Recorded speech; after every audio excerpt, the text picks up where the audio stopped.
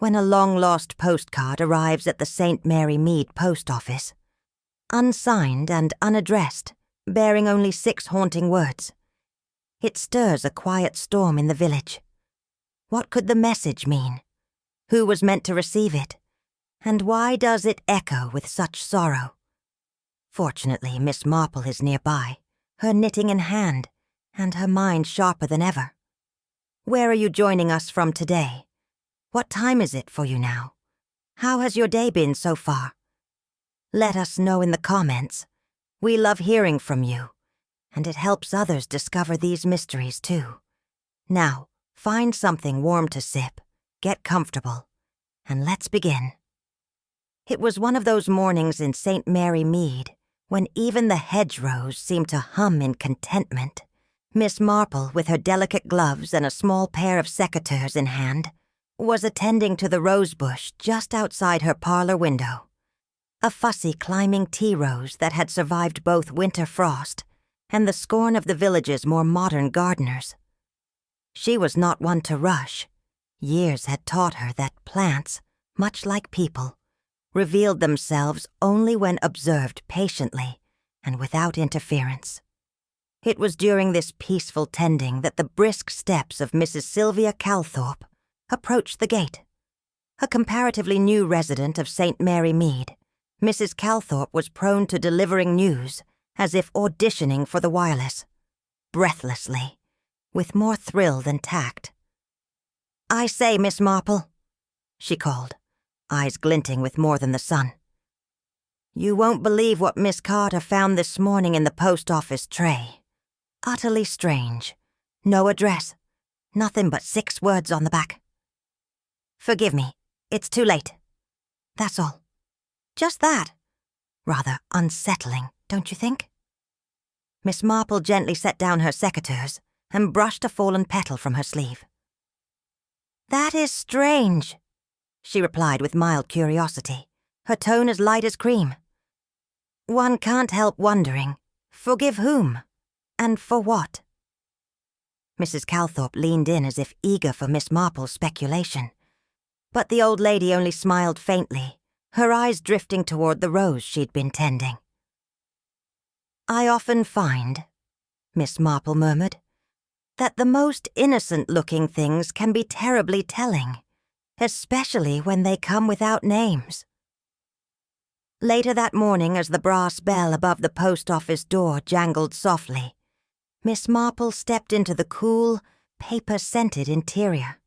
Miss Carter, the postmistress, was behind the counter, stamping envelopes with her usual quiet precision. She was a woman of rigid habits, who favored gray wool cardigans and disliked irregularities. Miss Marple inquired after a parcel of sewing notions from Tunbridge Wells, and after pleasantries were exchanged, she leaned slightly forward. "Mrs. Calthorpe mentioned something rather unusual," she said gently. "A postcard, I believe." Miss Carter's brow furrowed slightly. "Yes, quite so. Left in the outgoing tray, but with no recipient, no address. I had half a mind to discard it, but the handwriting caught me." She reached into a drawer and produced it, a plain cream postcard, aged slightly at the edges. Rather familiar penmanship, though I can't place it. Miss Marple accepted it delicately. 6 small words in an ink that had slightly feathered. "Forgive me. It's too late. No signature. No postmark." "Do you suppose it was meant to be sent?" she asked softly. "I don't know," Miss Carter said. "But I found it just before noon. Something about it unsettled me." Miss Marple nodded slowly. "It's often the incomplete things, Miss Carter, that trouble us most." She handed the card back. "Do many people come in before noon?" Miss Carter thought. "Only a few this morning. Mr. Pritchard was one of them." "Ah," said Miss Marple. "How very interesting."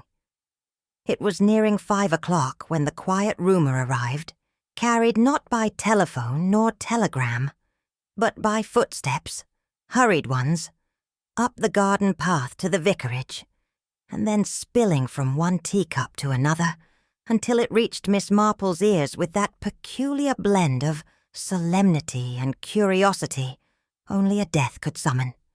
Mr. Harold Pritchard, retired schoolmaster and long-time resident of St. Mary Mead, had been found dead in his sitting room. Natural causes, so they said. Heart failure. He had been found seated at his writing desk, his head resting gently upon the blotter as if caught in quiet reflection. It was the companion, Mr. Felix Ransom, who had discovered him. Miss Marple did not rush to the scene. That was not her way. She simply laid her knitting aside, put on her walking shoes, and made her way to the vicarage, where the vicar's wife, Mrs. Halloran, already had a pot of tea ready, and her voice well prepared for relaying facts she had not personally witnessed. "He was alone all afternoon," Mrs. Halloran said. "Mr. Ransom had gone into Much Benham to fetch something or other. No signs of distress, simply gone, peacefully." "Sometimes," Miss Marple said softly, "it is not what is present that speaks, but what is missing." "What do you mean, Jane?" Miss Marple sipped her tea. "I wonder whether Mr. Pritchard left any letters on that desk." "Well, no mention of one, but I imagine the constable will have checked."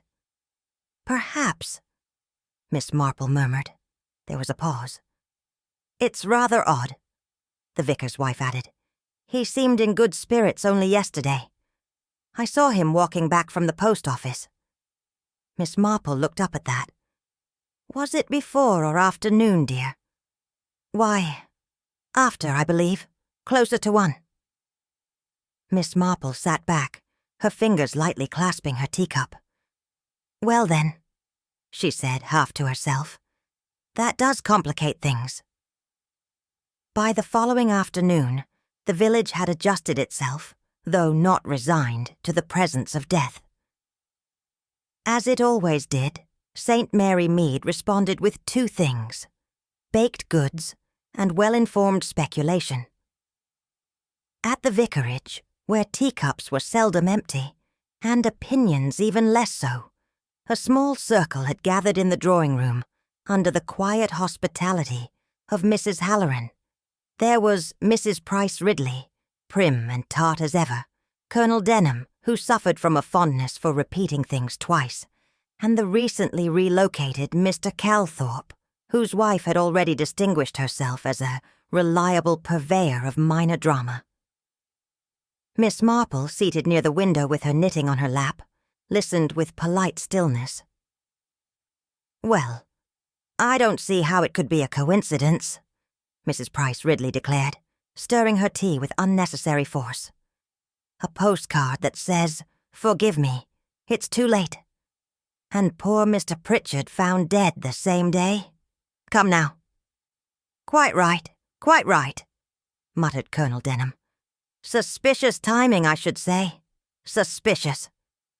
"Do we know what he was doing that morning?" Mr. Calthorpe asked, leaning forward slightly. "Apparently visited the post office," said Mrs. Halloran. "Miss Carter saw him, just before noon." There was a brief silence, filled only by the clink of teaspoons. Miss Marple glanced up, her voice gentle. "And no one else saw the card being left?" "No one seems to know," Mrs. Halloran replied. "Miss Carter says she found it after Mr. Pritchard had come and gone." Mrs. Price Ridley shook her head. "It's unsettling, that's what it is. That poor man, he lived so quietly, you'd forget he was even there." Miss Marple resumed her knitting. "Yes, and sometimes it's those we overlook who carry the deepest secrets." There was another pause, a little heavier now. Mrs. Halloran changed the subject with a sudden offer of more Battenberg, but the room did not quite regain its ease. The phrase on the postcard lingered in the air like a perfume one cannot name. By the week's end, conversation in St. Mary Mead had turned to the subject of Mr. Felix Ransom, Mr. Pritchard's quiet, courteous companion, who had come to live with him just over a year ago. No one had thought much of it at the time. Mr. Pritchard, being elderly and somewhat stiff in the joints, had said only that he found Mr. Ransom useful for errands and conversation. But now, under the renewed light of suspicion, Mr. Ransom's presence began to seem less convenient and more calculated. "He's rather too polished," said Mrs. Price Ridley during a mid-morning gathering at the haberdasher's. "Not in a fussy way, but in the sort of way that makes you think he's been something else before." "What sort of something?" asked Mrs. Calthorpe, selecting a thimble. "Well, that's just it, isn't it?" she replied sharply. "No one knows." It was soon remembered that no one had ever seen Mr. Ransom at the church services, nor did he attend the fete or the garden club. He walked often, but always alone. He spoke very little and asked very little in return. Miss Marple, listening to the chorus of concern, said only, "One wonders how long Mr. Pritchard knew him before offering him a place." "I heard," said Mr. Calthorpe in a lowered voice, "that he was listed in the will. Something modest, but still. A man with no family? That's rather generous." Miss Marple nodded thoughtfully. "Yes, generosity can tell you quite a bit about a person. So can silence." "And if the man wrote the card?" Mrs. Calthorpe asked. Miss Marple looked up mildly. "Then he likely didn't mean for it to be found." On Sunday afternoon, Miss Marple found herself once again at the vicarage, this time with only Mrs. Halloran for company. The sun filtered through lace curtains, catching the edge of a glass cake stand. The topic returned, as such things inevitably did, to Mr. Pritchard. "It still troubles me," said Mrs. Halloran, pouring milk into Miss Marple's tea. "He was so ordinary." Miss Marple smiled faintly. "I've often thought, dear, that ordinary is a most deceptive word." She took a sip, and then, quite casually, asked, "Did anyone ever mention whether Harold was expecting a caller that morning?" Mrs. Halloran paused. "No. I don't believe so. But then again, one doesn't expect a man like Mr. Pritchard to receive visitors." "No, indeed," Miss Marple agreed. "But sometimes it's unexpected callers who prompt reflection." The remark was left to drift gently between them. Mrs. Halloran looked pensive. "He did seem unusually thoughtful last time I saw him. Stood in the churchyard for quite a while, just staring at the memorial." Miss Marple stirred her tea. "That might be something, or it might be nothing, though I find that people rarely stare at names carved in stone without some personal cause." The next morning, Miss Marple stopped once again at the post office. She purchased stamps she did not need, and then, while examining the selection of note cards, inquired delicately whether Miss Carter still had the mysterious postcard. Miss Carter hesitated, then nodded. "I've kept it aside. I rather felt uneasy about it." "Would you mind terribly if I looked at it again?" Miss Carter produced the card. Miss Marple examined the faded ink more closely this time. It had a peculiar greyish tone, one she had seen only in certain imported fountain pens. "Curious," she murmured. "I wonder, was Mr. Pritchard known to use this kind of ink?" "Oh, no," Miss Carter said confidently. "Mr. Pritchard always used a navy blue Parker. I've seen him refill it at the counter more than once." Miss Marple nodded slowly. "Then this ink doesn't belong to anything in his house?" "I shouldn't think so." Miss Marple handed the card back with a faint smile. "Then perhaps it came from somewhere else altogether." And as she stepped back into the village air, she thought, not for the first time, that misplaced ink often revealed more than misplaced words. It was during a quiet conversation with Mrs. Calthorpe, under the respectful hush of an afternoon drizzle, that Miss Marple first heard the name Violet Kent. They had been discussing, in that meandering way ladies of a certain age often do, the peculiar melancholy that sometimes lingers after an unexpected death. "She was engaged to Harold Pritchard, you know," said Mrs. Calthorpe, adjusting her shawl. "Years ago, before any of us arrived in the village. Vanished quite suddenly. Some said she ran off, others that she met with misfortune, but no one ever found out." Miss Marple looked up from her embroidery. "Was there a scandal?" "Only silence, which is worse, in my opinion," Mrs. Calthorpe replied. "He never spoke of her, never married. That's always struck me as telling." The name remained with Miss Marple long after Mrs. Calthorpe had gone. She remembered hearing it once, many years prior, spoken in passing at a church fete by someone who had long since died. Violet Kent. A pretty name, and yet it rang with a note of grief. She made a quiet call to Mr. Elkins the following morning, not because she suspected anything, not yet, but because names from 1919 have a way of lingering, like unfinished verses. Retired solicitor Thomas Elkins received Miss Marple in his front parlor with the practiced courtesy of a man who once managed estates and egos alike. He poured the tea himself, though he made a show of apologizing for the quality of the biscuits. And when Miss Marple delicately inquired about Harold Pritchard's past engagements, his face settled into a familiar frown of recollection. "Violet Kent," he said softly after a pause. "She was from Dorset, originally. They met after the armistice. She was engaged to Harold for nearly a year. Then her brother died unexpectedly. Motor car accident in Leeds, I believe. And she left without a word." "No explanation?" asked Miss Marple, folding her hands. "None. Harold was shattered. I remember it clearly because he came to me about his will shortly after. Removed her name, left everything to a distant cousin in Cheltenham. But he never updated it again. Until last spring, curiously enough."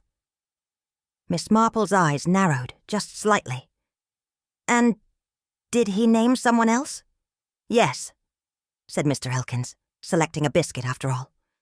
"A small bequest to Mr. Ransom, and the remainder to be held in trust, for a beneficiary not yet declared."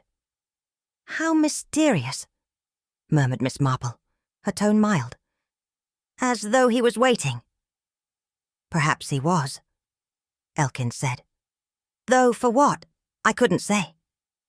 Miss Marple encountered Mr. Ransom by chance, or so it would seem, outside the grocer's, where he stood examining the notices posted on the village board. He greeted her with his usual civility, removing his hat and offering a brief but warm inquiry after her health.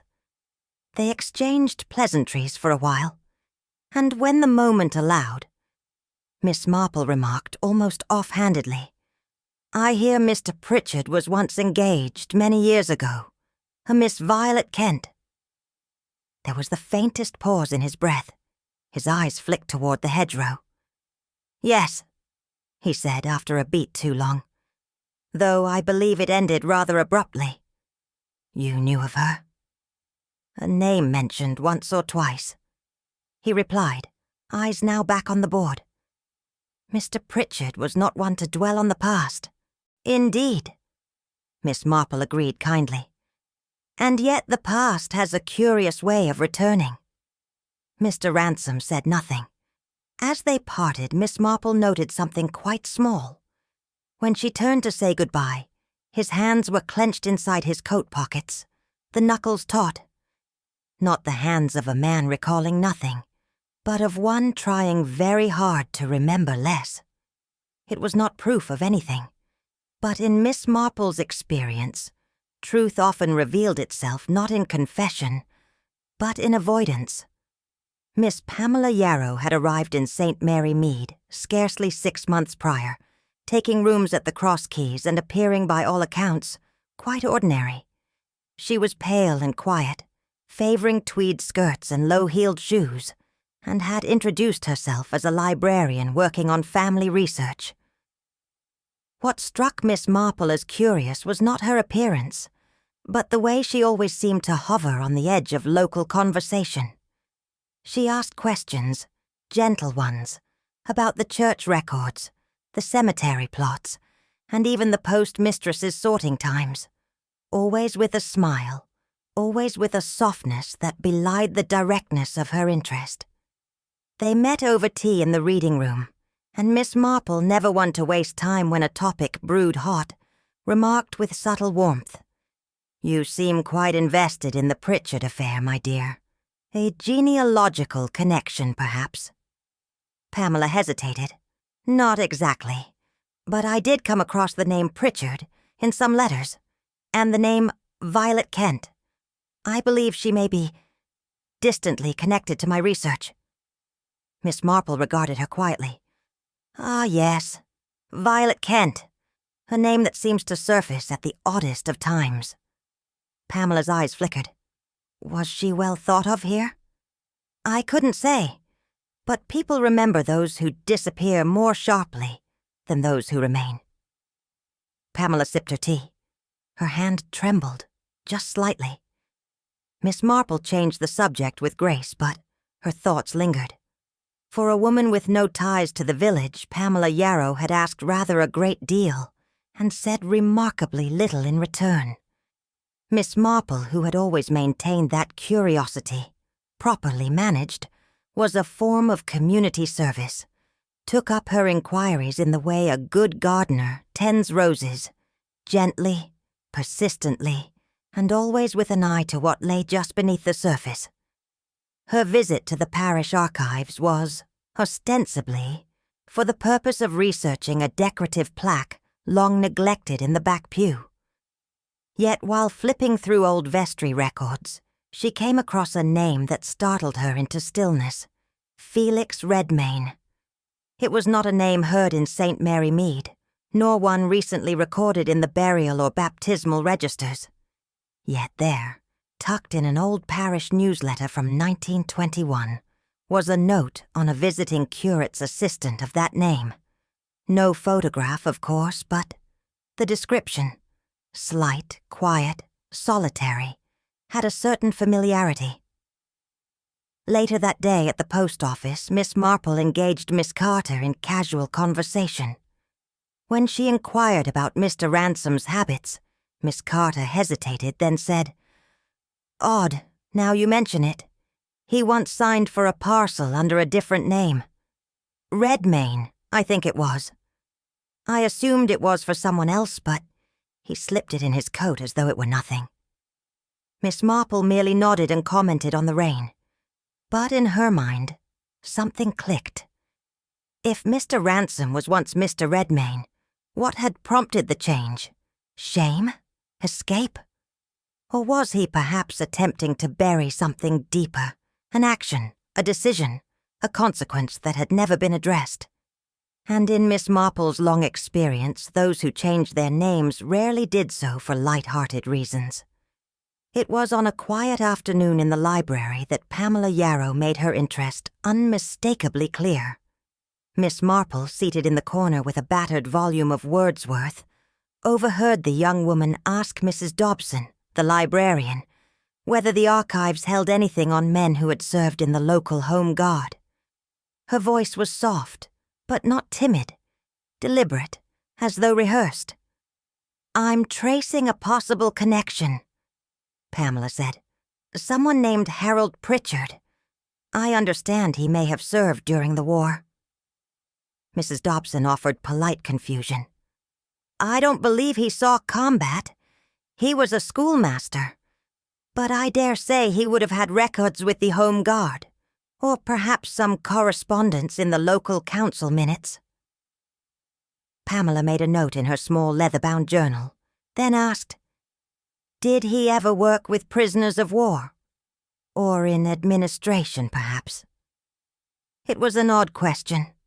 Too specific to be idle curiosity, Miss Marple thought. After Pamela left, Miss Marple asked Mrs. Dobson for a copy of the same council archive. There, between dull reports of ration coupons and fence repairs, was a mention of Pritchard's name, attached to a civilian processing board, dated 1946. No further detail. Enough to confirm he'd had access to information, and perhaps to secrets. Whatever Pamela Yarrow was looking for, it seemed it was not merely genealogy.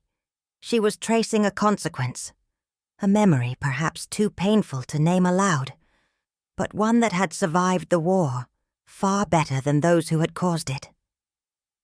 It was during a conversation with Reverend Matthews that the final piece of the puzzle began to emerge. Miss Marple had inquired, ever so lightly, about old parish records concerning Violet Kent. The vicar, a kindly man who had only recently taken over the living, rummaged through the rectory's drawers and produced a slim, fading register from 1920. "There's little from that time," he apologized. "The war rather disrupted things. But there is a notation here. Look." The entry was spare, but clear. Unnamed female child. Mother, Violet Kent. Father, not recorded. Miss Marple read it twice. "No adoption?" she asked. "None mentioned, but it says the child was placed in private care shortly after baptism, and Violet Kent left the parish shortly thereafter." Miss Marple sat very still. Her tea had long gone cold. So there had been a child, hidden from public view, sheltered, perhaps protected, perhaps even loved, from a distance. Miss Marple could well imagine the shame Violet must have endured. An engagement broken, a brother dead, and a child born into silence. The question, then, was not only where that child had gone, but whether she had returned. It was not yet proof, but a suspicion took root, firm and unwavering.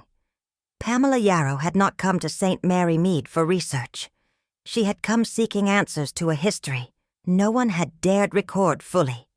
And if she was Violet Kent's daughter, then her presence now, just as Harold Pritchard was about to rewrite his will, was not mere coincidence, it was consequence. The photograph was found quite by accident. Miss Marple, ever fond of second-hand bookshops, had borrowed a collection of poetry from the vicarage shelves while returning parish newsletters. As she turned a page in lyrical ballads, something fell to the floor. A thin, sepia-toned photograph, no larger than a playing card. It showed 3 figures standing on what appeared to be a seaside cliff. A younger Harold Pritchard, recognizable by the stiff set of his shoulders. A woman, clearly Violet Kent, arm looped gently through his. And beside them, just slightly off-center, a third man, Mr. Ransom, or rather, Mr. Redmayne. He was younger, hair darker, but the mouth, the angle of the eyes, those remained the same. He stood slightly apart, a hand half extended toward Violet, as though caught mid-motion. Miss Marple studied the image for a long time. What it suggested was not only familiarity, but intimacy and tension. Miss Marple carefully replaced the photograph within the book and made no mention of it to the vicar. Some things, she had learned, revealed themselves best when left quietly in place until the moment was right. She now knew that the paths of Harold, Violet, and Mr. Ransom had once intertwined far more closely than any of them had admitted, and perhaps it had not been Harold who had cast Violet aside after all. Sometimes it was not love that drove a wedge between people, but family, and sometimes forgiveness was never sought because the wound had never closed. The news arrived not by official constable nor parish announcement, but through the butcher's assistant, who delivered gossip with the same punctuality he did bacon. Mr. Elkin's office had been broken into during the night. The rear window forced, drawer handles jimmied, a lockbox overturned. Yet what was curious, whispered Mrs. Price Ridley as she discussed the affair with Miss Marple at the baker's, was that only one thing had been taken. "Not the petty cash, mind," she said indignantly. "Not even the silver inkwell his late wife gave him. Just one folder, one." The file concerning Harold Pritchard. Miss Marple sipped her tea. "And is it known what was in it?" "A letter," said Mrs. Price Ridley, lowering her voice. "From Violet Kent, unopened. Apparently she posted it in 1921, and Elkins tucked it away on Pritchard's request, sent just before she disappeared." Miss Marple did not respond at once. Her mind moved quietly but surely. A letter, hidden for over 30 years, never read. What secrets might it have carried? A confession, a plea, a declaration. And more to the point, who knew of it? Later that day she visited Mr. Elkins under the guise of inquiring about the late Mr. Pritchard's charitable bequests. "It's most unsettling," he admitted. "They knew exactly what they wanted. That drawer hadn't been touched in years. I hadn't even remembered it myself until the constable asked." Miss Marple left with the polite smile of a lady concerned for village decency. But in her thoughts she considered how few people could have known about that letter's existence, and how desperate one of them must be to keep its contents unread. Suspicion, as it often does in a village, settled not like a sudden storm but a steady drizzle. Quiet, insistent, soaking everything in time. Mr. Ransom, who had hitherto gone about his business with a calm detachment, found himself increasingly the subject of muttered comments and cautious glances. The matter of his past name had not yet become common knowledge, but the whispers now turned to his present silence. It was said, though no one quite recalled who said it first, that he had been absent during the time of the break-in. He had claimed to be walking along the down, yet no one had seen him. Miss Marple, in conversation with the vicar, broached the matter gently. "He strikes me," she said, "as a man used to managing appearances. Not uncommon in those who've remade themselves." The vicar agreed, though admitted he had always found Mr. Ransom courteous and helpful, if slightly reserved. And yet, Miss Marple thought, one could be both helpful and dishonest. She passed Mr. Ransom in the lane later that day.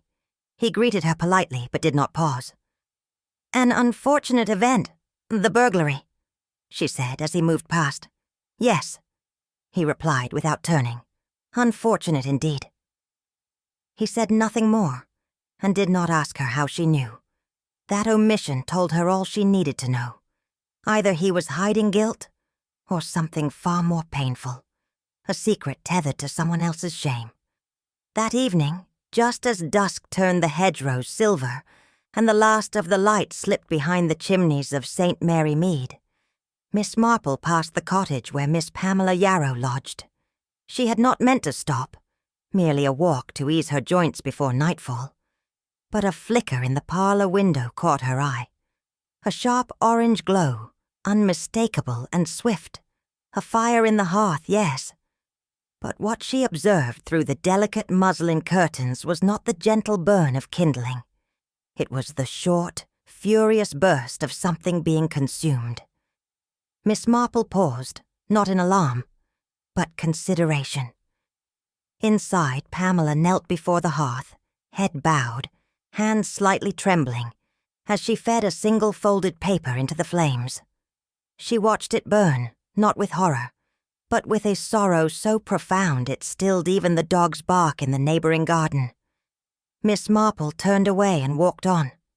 The following morning at the greengrocer's, Pamela seemed composed, but her voice lacked its usual lilt. "I'm afraid I've had to abandon part of my research," she said with a small smile. "Sometimes things are best left where they lie." Miss Marple offered only a kind nod. "Yes, dear, though one must be careful not to mistake ashes for closure." Pamela blinked, as if stung, and busied herself with a punnet of gooseberries. It was not Miss Marple's way to accuse, not yet. But in her heart she suspected the truth. The letter that had disappeared from Mr. Elkin's drawer had found its way to Pamela's hands, and now it was gone. It was Miss Carter, ever conscientious, who remembered it, though not until a full day after the burglary had taken place. She mentioned it to Miss Marple during a quiet lull in the post office, as stamps were being sorted and the kettle boiled. "There's something I didn't think was important at the time," she began, her brow creased. "But I remembered it last night." Miss Marple looked up with polite interest. "The day that strange postcard turned up," Miss Carter continued, "I saw a woman drop something in the box, not a letter, something small and thick, and no address." "No address? None at all. She was very discreet about it, slipped it in with the other letters and hurried off. I thought perhaps it was a mistake." "Do you remember who it was?" Miss Carter hesitated. "Pamela Yarrow. She was wearing gloves." Miss Marple smiled gently. "Yes, she would be." 2 postcards, one written by a hand trembling with memory, another, perhaps, meant to imitate the first, but whose words had each carried? Miss Marple walked home slowly that day, her thoughts circling not accusation, but motive. There had been grief, yes, but grief, when mixed with truth long buried, could take on strange forms, especially when a daughter searched not only for answers, but for the version of the past she could live with. The question now was, whose voice had truly spoken in the message, "Forgive me, it's too late"? And who had merely repeated it? Miss Marple's presence in the vestry at St. Mary Mead was not considered unusual. She was known to assist in matters of flower arrangements, brass polishing, and the occasional gentle inquiry into parish history. So when she asked to consult the marriage registers from the early 1920s, no one thought it odd, least of all the curate, who was pleased to have the volumes aired and handled. She leafed slowly through the fading pages, noting familiar names and solemn unions long past. But it was not a certificate she sought. It was the scrawl in the margins, the notes, the hands that wrote. On a page dated May 1921, beside a wedding that never took place, was a name carefully inked, Violet Kent. The signature beneath it, shaky, hurried, matched something far more recent. Miss Marple withdrew from her bag the mysterious postcard, which she had borrowed again under the pretext of seeking Miss Carter's opinion on ink types. She compared the two, the formation of the F in forgive, the curl in the K of Kent, and most telling of all, the hesitation before the final loop of the E. It was, unmistakably, the same hand. Violet Kent had written the card. Not recently, then. No. But once. Long ago. Which led to a new question. If it had been written long ago, who had found it? And why now? At the post office the next day, Miss Marple purchased 2 books of stamps she did not need, and inquired politely about the spring flower show. Then, while Miss Carter sorted letters behind the counter, she lowered her voice with gentle interest. "Do you recall, dear, what time the first postcard was found?" Miss Carter looked thoughtful. "Just before midday. I'd gone to sweep the entry tray. Noticed it at the very bottom, almost overlooked it." "And did anyone use the writing desk that morning?" "I don't believe so." "Oh. Now that you mention it, Mr. Pritchard came in and posted a letter, but he didn't go near the desk. I would have seen." Miss Marple nodded. "And the ink?" "It didn't match anything in his home, did it?" "No," Miss Carter said. A sort of silvery grey. Nothing like his navy pen. Miss Marple's eyes wandered briefly to the sorting shelf. "You know," she said lightly, "postcards are curious things. They're messages so easily read but rarely understood." Miss Carter smiled. "This one certainly caused a stir." Miss Marple tilted her head slightly. "And perhaps it wasn't meant to. Not now, at any rate." As she stepped outside, the breeze caught at her shawl, but her thoughts were still. The postcard had not been written recently. It had been found, and someone had chosen to post it, at just the right moment. It was beneath the great yew tree in the churchyard, where Miss Marple found Pamela Yarrow again, seated on a low stone wall, her notebook closed on her lap. The young woman looked up as Miss Marple approached, the corners of her mouth lifting with the effort of politeness rather than warmth. "It's peaceful here," Pamela said. "Yes," Miss Marple replied. "Graves have a way of asking fewer questions than the living." Pamela said nothing. Miss Marple sat beside her, folding her hands in her lap. "I've always thought," she began gently, "that secrets, especially family ones, don't disappear. They just lie quietly, waiting to be acknowledged." Pamela's eyes fixed on a distant point. "I never knew her, you know. Only her name. Found it in a box of old letters after my guardian died. Violet Kent." A faint nod. "My mother. Though no one ever said it aloud."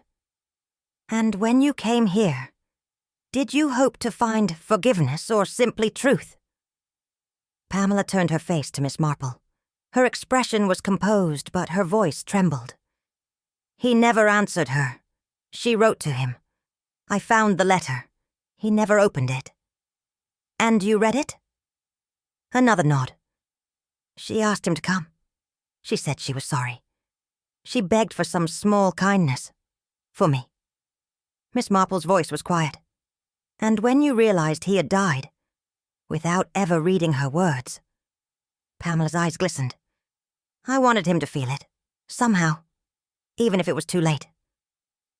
"You posted her postcard," Miss Marple said gently, "didn't you?" Pamela did not speak, but she did not deny it either.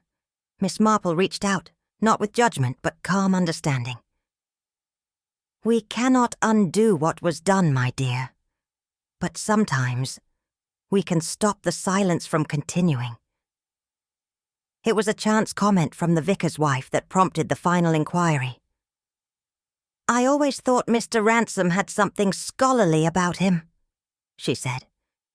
"Though I've seen him linger by the memorial to the Kent family on more than one occasion.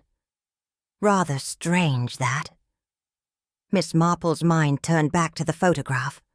Violet, Harold, and the younger man, with the same profile as Mr. Ransom. She remembered, too, the avoidance in his eyes when Violet's name was first mentioned. She invited Mr. Ransom to tea. He arrived punctually, his manner unchanged, though he looked more drawn than usual. They spoke of Pritchard, of the will, of village things. Then Miss Marple, stirring sugar into her tea, said quietly, "You were her brother, weren't you?" He did not flinch. He simply placed his cup down very slowly. "I suppose there's no hiding it now," he said. "No," Miss Marple replied gently. "But I do wonder why it was hidden at all." He drew a long breath. "I blamed Harold, for Violet's shame, for leaving her. I told her to go, to disappear. I thought I was protecting her." "You changed your name." "I did not want pity, or association. I had made a terrible mistake." Miss Marple regarded him kindly. "And yet, you came here. I wanted to see if he had changed, if he had tried to make it right." "And did he?" Ransom's voice was barely audible. "He amended the will. He left everything to her daughter. But she never knew. She burned the letter before reading it." Miss Marple nodded slowly. Grief, she thought, was rarely linear, and redemption, when it came at all, arrived in the form of quiet truths, not grand gestures. It was the vicar's parlor that hosted the conversation, its chairs recently dusted, its hearth gently glowing. Miss Marple had chosen the setting with care, neutral, familiar, and civilized, as all confrontations of importance ought to be. The vicar, bless him, had supplied tea and digestives, though he sensed this gathering was not one for idle chatter. Present were Miss Carter, summoned under the pretext of clarifying the timeline of postal events, Mrs. Calthorpe, whose recollections had unwittingly contributed more than she knew, Mr. Ransom, looking older than usual and notably subdued, and Pamela Yarrow, her face pale but composed, her gloved hands folded tightly in her lap. Miss Marple, seated as always with quiet authority, began with gentle politeness. "There are moments in village life," she said, "when threads that seem unrelated come together, not because of force or accident, but because of consequence." They all listened, because one always listened when Miss Marple spoke that way. "I should like to speak, if I may," she continued, "about a postcard. Or rather, two." There were no interruptions, only the clink of a spoon against porcelain and the hush of something inevitable drawing near. Miss Marple's gaze turned to Pamela Yarrow, not with accusation, but with the deep kindness of one who had once seen grief and understood its strange forms. "You found it," she said softly. "The original postcard, hidden away, long forgotten, written by your mother in 1921. Pamela didn't speak, but her eyes did, wide, glistening, unsure. "You recognized her handwriting," Miss Marple continued, "and the message. Forgive me, it's too late.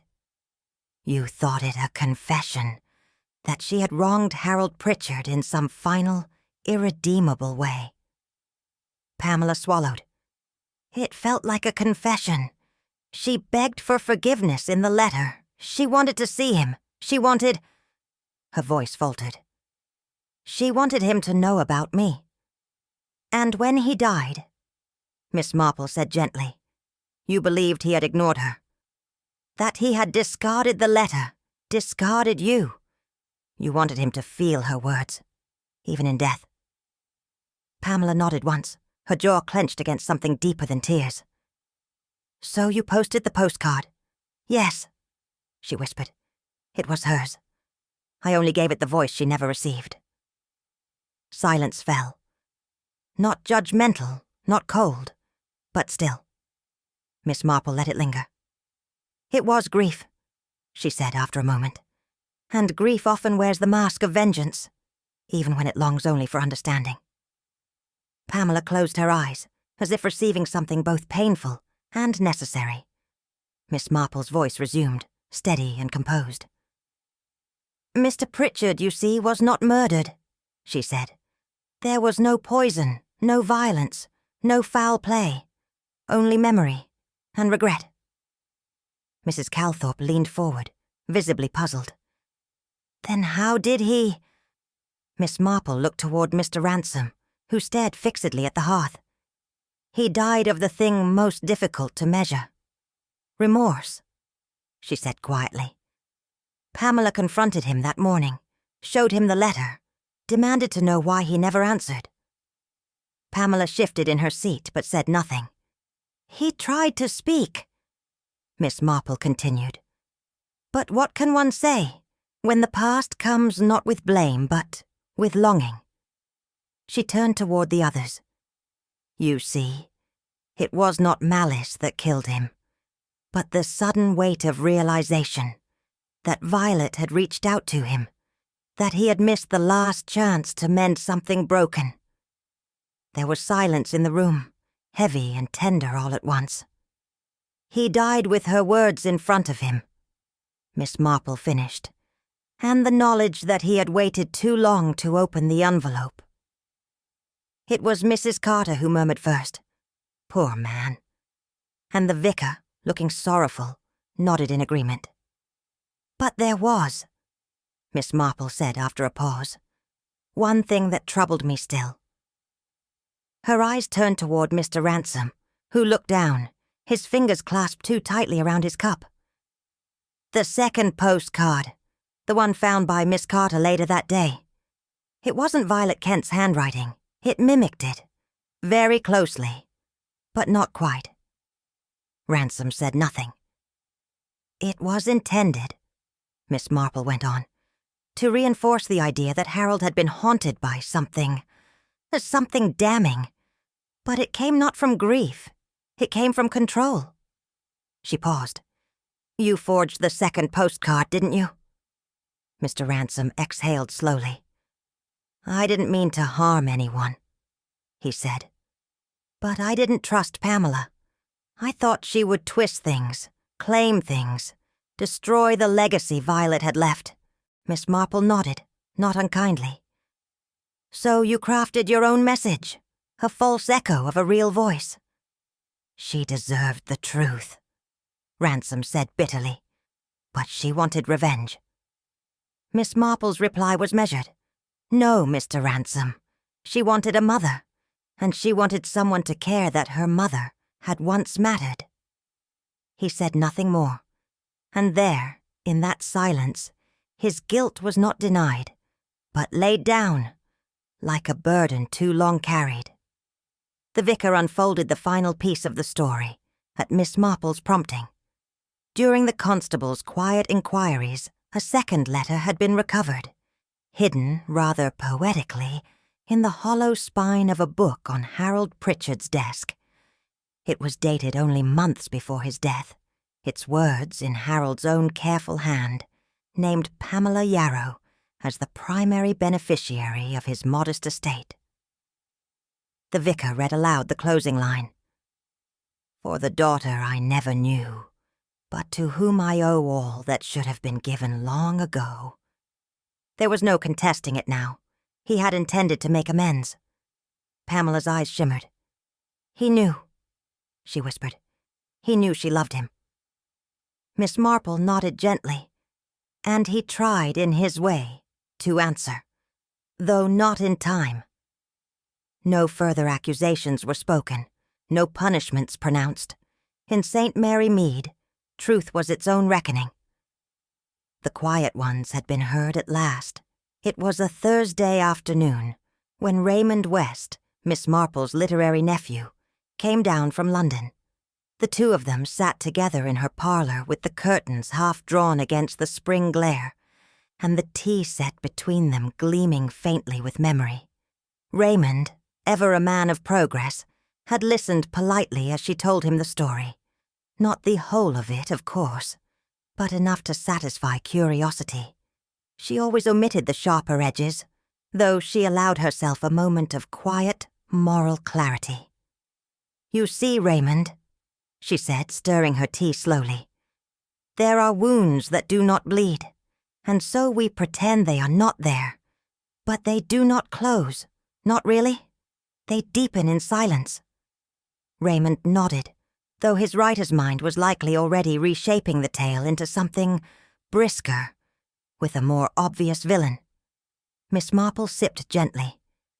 "People always imagine guilt will come roaring in like a tempest, but most of the time it sits, it settles, it stays, until someone touches it, quite by accident, and then everything unravels."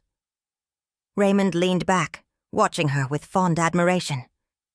"You always do find them out." "No," she said, setting down her cup. "They find themselves out. I merely listen until they do." The next morning Miss Marple was in her garden, secateurs in hand, tending to her beloved roses. A late frost had damaged the early buds, but beneath it the root had held firm, resilient, waiting. She snipped away the browned leaves, speaking softly to herself as she worked. Not about suspects or timelines, but about something much older than murder, about memory.